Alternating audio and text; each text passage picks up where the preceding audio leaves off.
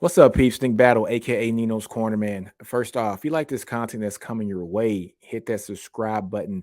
Means a ton. Like and comment on all the videos. And if you're listening to this in the podcast, folks, we're to Spotify, Apple Podcasts, Google Podcast, Stitcher, Breaker, the whole nine. Like, comment, subscribe, share. Means a lot. But yeah, subscribe to my YouTube channel. I think I'm at like 3.2K. I need to get to the 5,000 followers. Help me out, guys. Let's get to that number. It's going to mean a lot for me.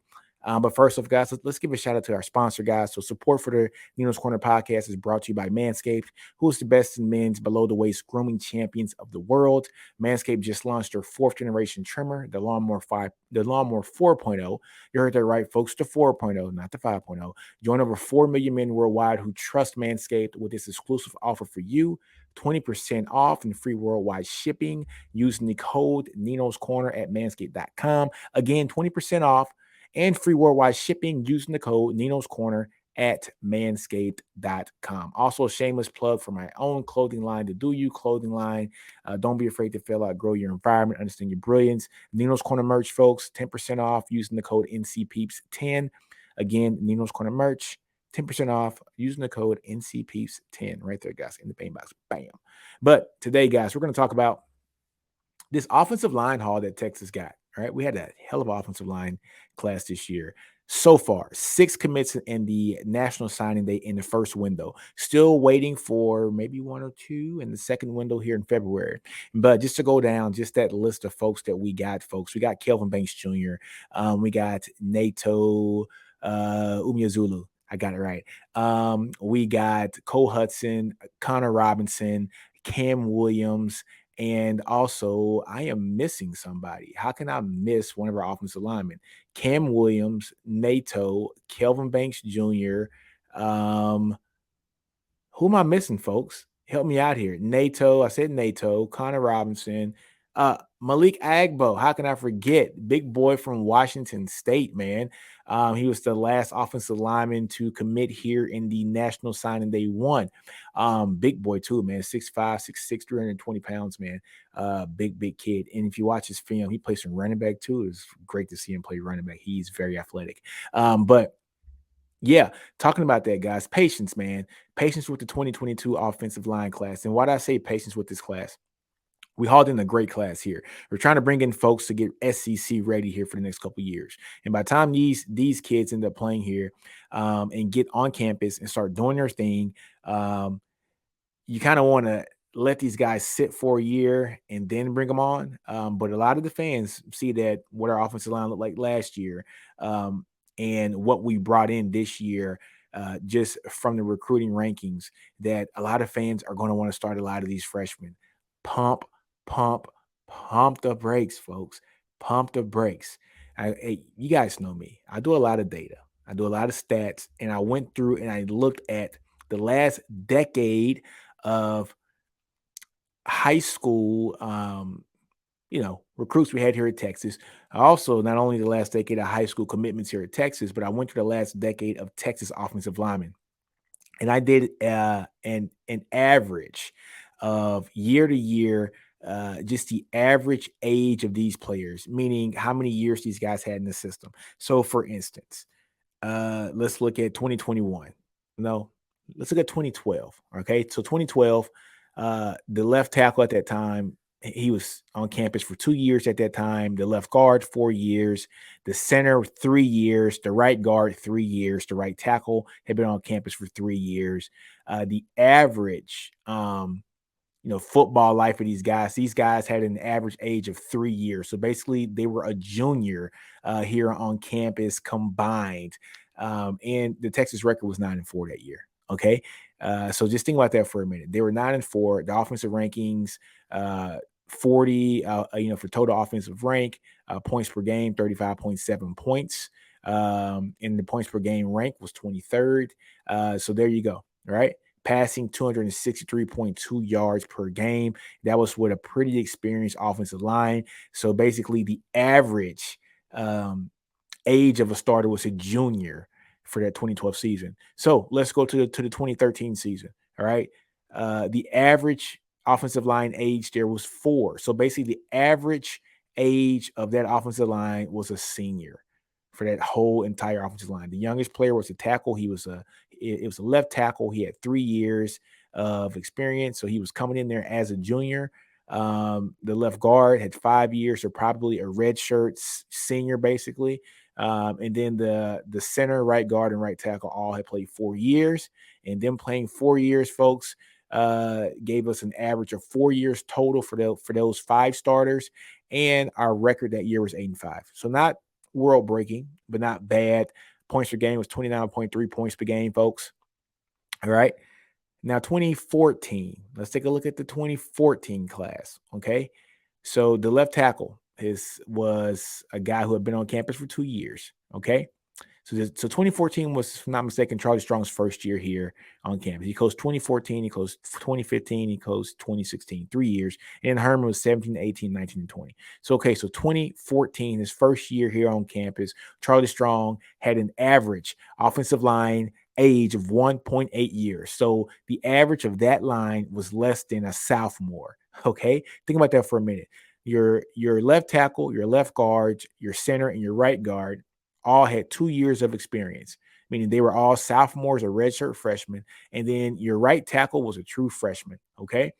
That record that year, 6-7. 6-7. Points per game, 21.4 points.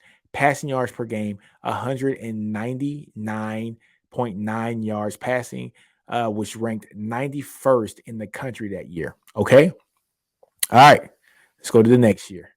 2015, Charlie Strong's second year. We started a true freshman at left tackle, a true freshman at guard, a third-year guy at center. I think that was Dominique Espinoza. We know who that true freshman left tackle was. That was Connor Williams. That true freshman left guard was Patrick Vahe. Like I said, Dominique Espinoza was the center. I forgot who the right guard and the right tackle were, but they both had 3 years of experience. The average age of that offensive line, folks, was 2.2 years. So just at a sophomore. Our record that year, 5-7. 5-7. Okay. Average the total offensive rank for that class for the 2015 year was 92. And let's back it up. 2014, Charlie Strong's first year offensive rank was 113th in the country. So out of 130 teams, 113th. Not good at all. Not good at all. So 2015, 92nd ranked offense in the country. The average, like I say, was 2.2 years. So just a sophomore was your average starting offensive line, had an average of only having 2.2 years. Let's go to the 2016 years. It's Charlie Strong's last year, another 5-7 year.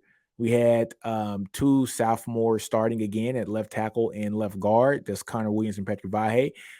We had a true freshman starting at center, was probably the most important position outside of left tackle on the offensive line. The guy's going to call out the coverages. That was Zach Shackelford.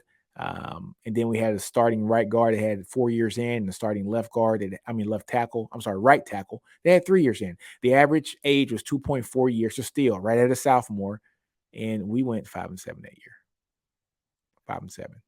Okay. Think about that for a minute, folks.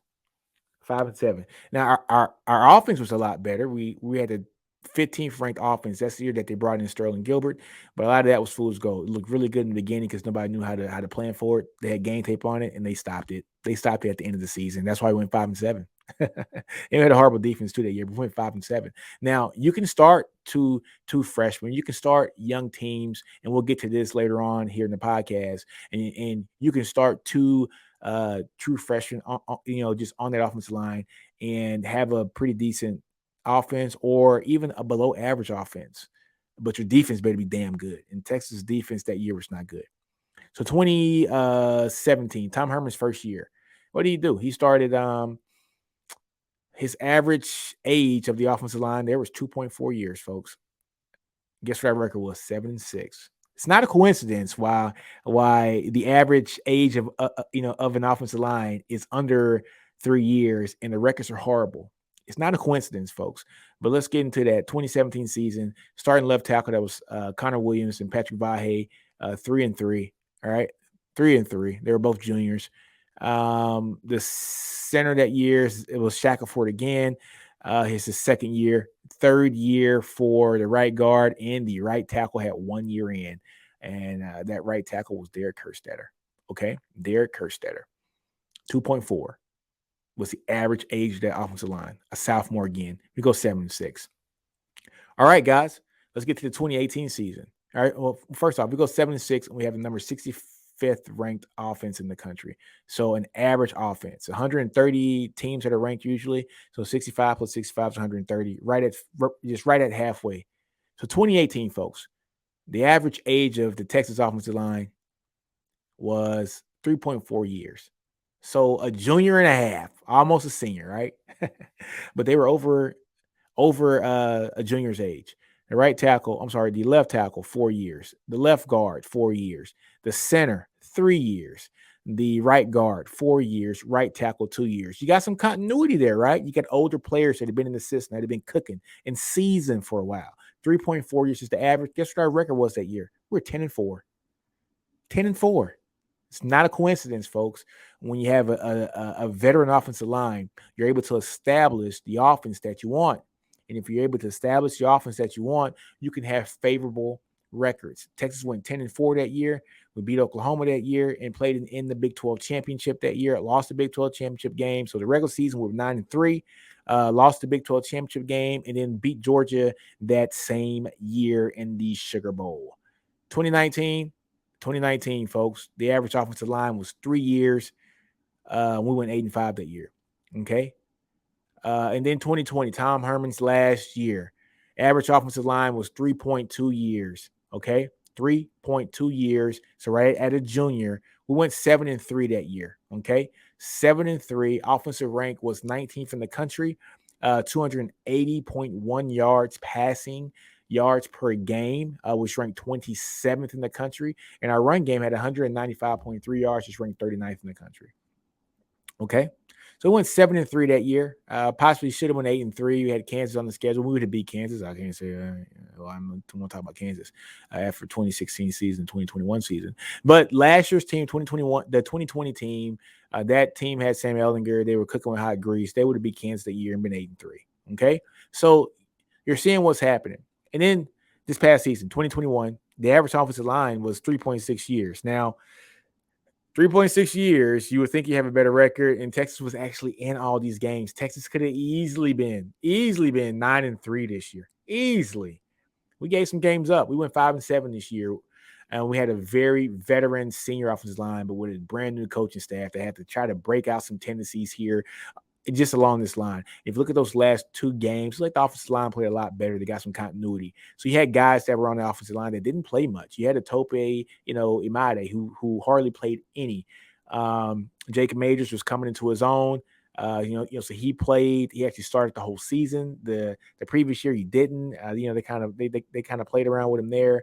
Junior Anglaus kind of been our anchor there, and Christian Jones never played as well.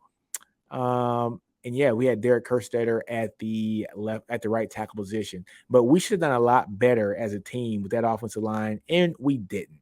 So 3.6 years, we went 5-7, but that's kind of the anomaly. That's kind of the exception, because if you look at these guys, every year minus last year, where our offensive line averaged being a junior or better. So 2012 average offensive line was 3 years from the dot. We went 9-4. Average in 2013, 4 years from the dot. We went 8-5. Okay. In 2018, average was 3.4 years, so about a junior and a half, basically. We went 10-4, went to the Big 12 championship, lost that game, beat Georgia that year. 2019, 3 was the average age for the offensive lineman, meaning they had been in that program at least 3 years each, and went 8-5. And then 3.2 for 2020, we went 7-3. Like I say, the anomaly there was 2021. We went 5-7 with a very senior offensive line, but a senior offensive line that a lot of these guys didn't play. They didn't play a lot. Now, how does that rank, right, when we're looking at the top teams here for the 2021 season? So I went and looked at the top 4 teams here in the country. Alabama, Michigan, Georgia, and Cincinnati. The top 4 teams are going to be playing for a championship here. And if you look at Alabama's rankings when it comes to their offensive linemen, their left tackle he has 3 years in the program. Left guard, 2 years in the program. Center, 3 years.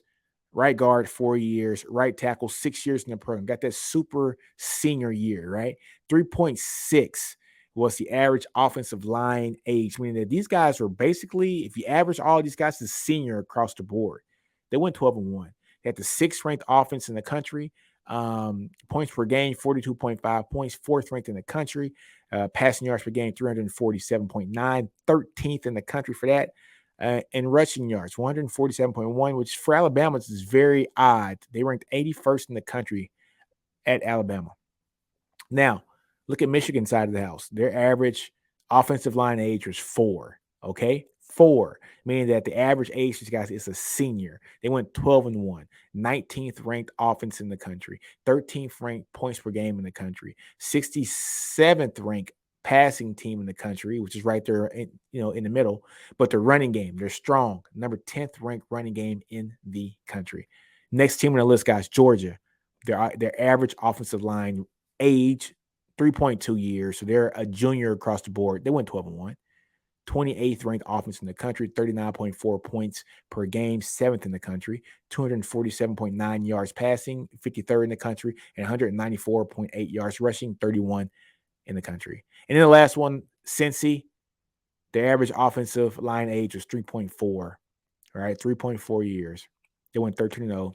The number 46 ranked offense in the country, 8th ranked points per game, 39.2, 50th ranked in passing, and 50th ranked in running. Wow. So their offense wasn't just amazing. They had a really good defense, but when you have an offensive line in place, you can do some things, and they did very, very good.